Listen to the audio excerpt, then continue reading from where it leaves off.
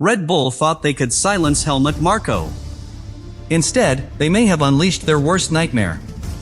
Why would the man who discovered Verstappen suddenly leak top-secret 2026 development data, and why is Mercedes involved behind the scenes? You're about to uncover how decades of loyalty turned into quiet vengeance, how key staff are being flipped in secret, and why Red Bull's next championship could be compromised before the season even starts. And here's the chilling part: Marko isn't trying to come back. He's trying to burn the entire Red Bull empire down one encrypted document at a time. Helmut Marko was never just a talent scout. He was Red Bull's original power broker. The man who spotted Sebastian Vettel, built the Verstappen project from scratch, and hand-picked the technical team that defined the last decade of dominance. But after internal reshuffles and months of tension behind closed doors, Red Bull made a move that shocked the paddock. They forced Marko into silence. No official farewell. No dignified exit. Just quiet isolation. What Red Bull didn't count on was that Marko wasn't walking away. He was watching, collecting, and waiting. And now, his revenge plan may be unfolding right under their noses. At the heart of the storm is a leaked dossier, an encrypted document that allegedly contains sensitive Red Bull 2026 development data. This includes powertrain simulations, hybrid energy deployment maps, and even early aero models tailored to the upcoming regulations. The leak was traced back not to a direct download, but to metadata linked to Marko's private communications. The suggestion? Someone inside the Milton Keynes facility passed it along under his instruction. And that someone might not be acting alone. This isn't just about a file. It's about who still answers to Marko inside Red Bull, and how deep his influence really runs even after his official departure. Sources say the data didn't just end up in the wild, it landed in Alpine's and Mercedes' hands. Why those two? Because Marko's relationships span decades, and in the political jungle of Formula One, nothing is forgotten. Flavio Briatore has returned to Alpine. Toto Wolff is always playing chess. And both men owe Marko more than the public realizes. If either team received the documents, they're not just using them for reference, they're dissecting Red Bull's 2026 architecture before it's even finalized. That could mean months of competitive advantage. And if Red Bull can't prove the breach, the FIA won't intervene. But the revenge isn't just technical, it's psychological. Marko knows Red Bull's internal structure better than anyone. He knows which engineers are loyal, which managers feel ignored, and which drivers are losing faith in the current leadership. Already, rumors suggest that junior staff and lower-tier aerodynamicists are being approached by third parties for new opportunities in 2025. One even claimed to have been told, "There's a place for you after the storm." That kind of coded language only comes from insiders who understand the game. This isn't random recruitment. It's strategic poaching triggered by a man who's been in the sport long enough to weaponize trust. And then there's Verstappen.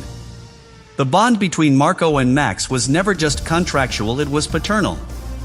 Verstappen has credited Marko for shielding him during career-low moments, for pushing Red Bull to rebuild around him after 2018, and for defending his aggressive driving style when others demanded conformity. If Verstappen begins to feel that the soul of Red Bull, his protector, is truly gone, it opens a psychological vulnerability. One that rivals could exploit. The irony? The very man who built Verstappen into a champion may now be pulling strings that destabilize his future. FIA silence is deafening in all this. So far, they've refused to comment on any potential data breach, citing insufficient evidence. But behind closed doors, there's concern that if they open this investigation, it could expose a Pandora's box of off-record communications, staff movements, and gray zone contracts. The governing body has no appetite for another Spygate-style scandal ahead of a new regulation era. So instead, they're watching. Waiting. And allowing the political chaos to simmer, perhaps hoping the teams will cancel each other out in silence. But when Marko is involved, silence is never neutral. It's part of the strategy. So here's the real twist. Red Bull thought they were stepping into a new era by sidelining Marko. Instead, they may have reactivated Formula One's most experienced disruptor, one who isn't chasing a title, but revenge. One who knows every vulnerability in the machine he helped build. And if this plan continues, it won't just be Red Bull who pays the price. It could reshape the balance of power across the entire 2026 grid. The Verstappen contract has become the centerpiece of Red Bull's internal tension. While on paper, Max is locked into a long-term deal that runs beyond 2028, sources close to the situation suggest that key exit clauses linked to both technical guarantees and management continuity may have been quietly activated behind the scenes. With Horner under pressure, Marko gone, and whispers of Red Bull powertrains struggling to meet 2026 benchmarks, Verstappen now faces a choice that could redefine his legacy. Does he remain loyal to a team that gave him everything, or does he follow the technical security and political protection that rivals like Mercedes and even Aston Martin could now offer? The real danger isn't just Verstappen leaving, it's what his potential departure signals. If Max even considers jumping ship, it undermines Red Bull's entire recruitment strategy, sponsor narrative, and political clout within F1. Junior drivers, currently queuing up to join the Red Bull Academy, may start questioning the latter. Technical directors in discussions for contract extensions might seek escape clauses. And sponsors, already watching the situation with unease, could begin reallocating budgets toward more stable projects. In a sport built on perception, the mere idea of Verstappen exploring options is enough to cause tremors throughout Red Bull's corporate structure. And speaking of sponsors, the financial implications of this revenge plot are massive. Red Bull's title partners rely on the team's dominance not just for visibility, but for brand alignment. They've marketed themselves around precision, control, and unstoppable momentum.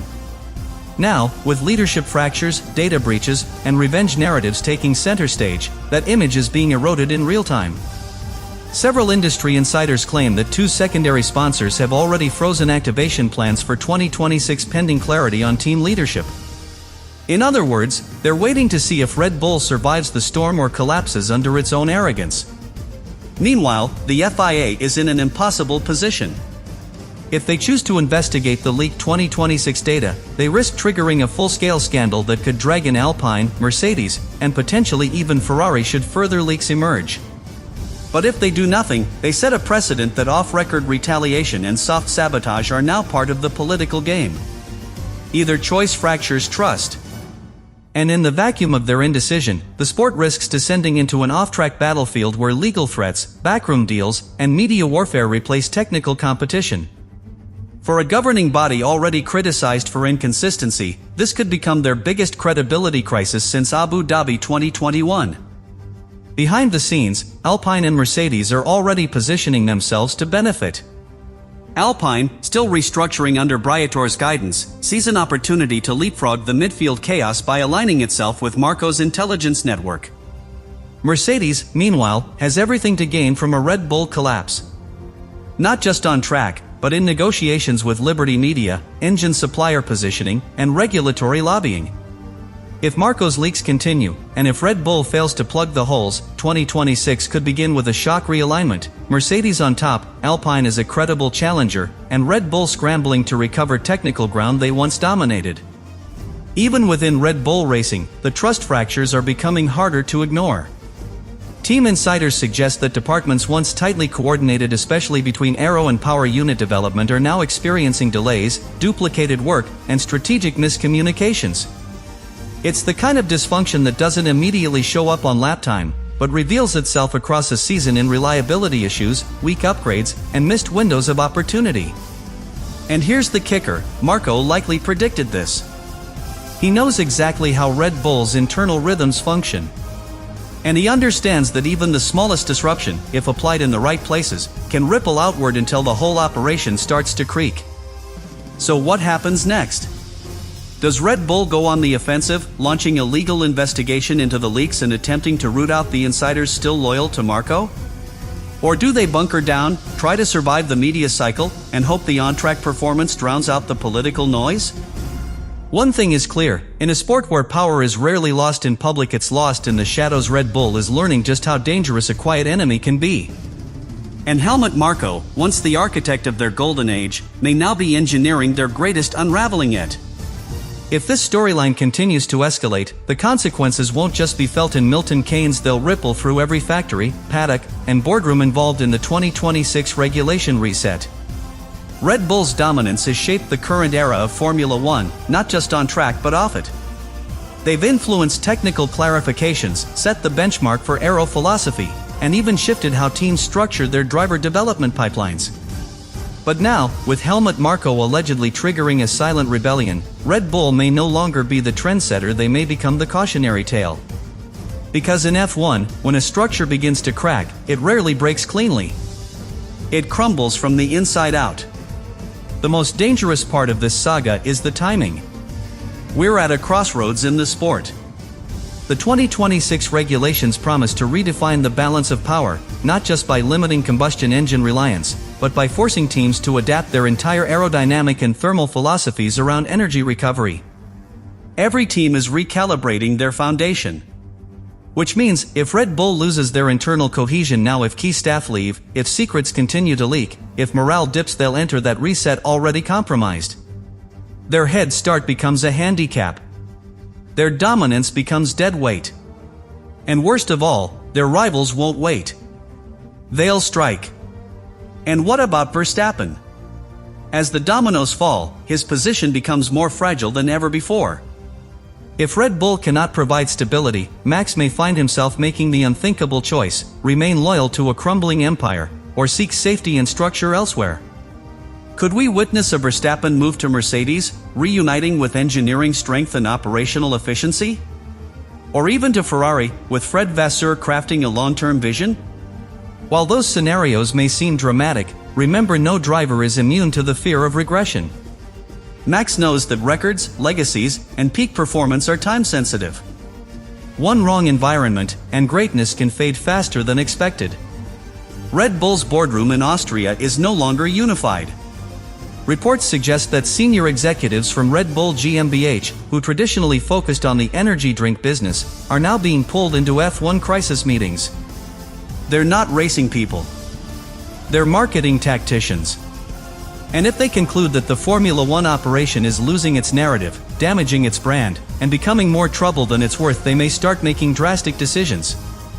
Budget reductions. Restructuring mandates. Even leadership overhauls. And once that corporate machinery activates, no amount of lap time can save a team from its own shareholders. Meanwhile, Marko's silence has become deafening. He hasn't denied the leaks. He hasn't confirmed them either. And that's the genius. By saying nothing, he allows suspicion to grow, rumors to metastasize, and Red Bull to burn internal resources chasing shadows. It's asymmetric warfare. One man, outside the system, using influence instead of presence. If he truly has eyes and ears still inside the operation, and there's reason to believe he does, then Red Bull isn't just dealing with a PR crisis. They're fighting a ghost embedded within their own walls. A ghost who knows exactly where the pressure points are. As for the FIA, their inability or unwillingness to intervene may have long-term consequences. Other teams are watching. If revenge plots, internal sabotage, and strategic leaks go unchecked, it sets a precedent for future conflicts. Why fight on track when you can win off it through back channels and psychological warfare? The sport risks becoming less about engineering excellence and more about internal espionage. And while that may drive headlines in the short term, it erodes the foundation of competitive integrity that Formula One is built upon. The 2026 reset was supposed to level the playing field. Instead, it may spark a Cold War.